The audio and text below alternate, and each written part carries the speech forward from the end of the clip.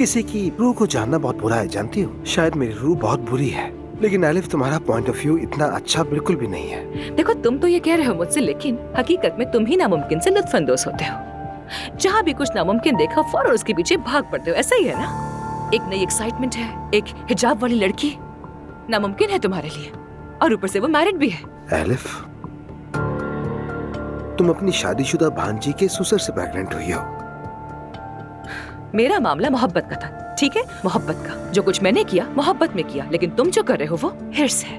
तुम चाहते हो कि नूर तुम पर आशिक हो जाए, कोई क्योस बने जो तुम्हें पसंद है। तुम यहाँ इखलाकी मुहाफिज बनकर मुझे खबरदार करने आई हो। नहीं, मैं रोहान की बेस्ट फ्रेंड के तौर पर खबरदार करने आई हूँ तुम्हें। अगर तुम्हारी वजह से उनके बीच में कोई भी अलग हुई तो याद रखना मेरा सामना करना होगा। एलिफ, बेहतर है कि तुम उन अलहदगी पर तवज्जो दो जो तुम्हारी वजह से हुई। माफ करना, क्या ये सच नहीं है? डिस्गस्टिंग इंसान हो तुम। बहुत शुक्रिया।